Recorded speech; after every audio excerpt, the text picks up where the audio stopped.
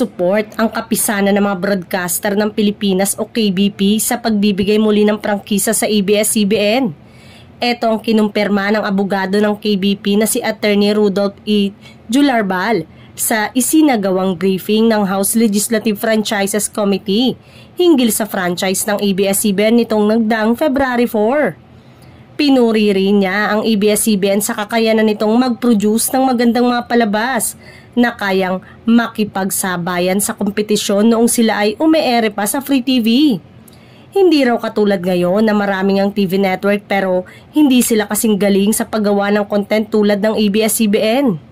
While there are many players in the industry, if I'm not mistaken maybe more than 30, none of them has shown viability in producing competitive content, which is the name of the game. Suportado din ni Representative Johnny Pimentel ang pagbibigay ng bagong prangkisa sa ABS-CBN dahil malaki raw ang maitutulong ng kumpanya sa buhay ng maraming Pilipino.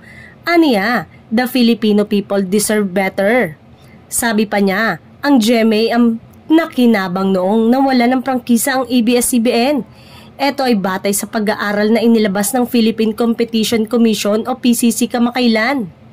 When ABS-CBN was airing, they are part of the Filipino culture already. We grow up with them. They gave us entertainment, they gave us information. Lahat ng kailangan na impormasyon, karamihan ng gagaling sa ABS-CBN. Dagdag na pahayag ni Pimentel.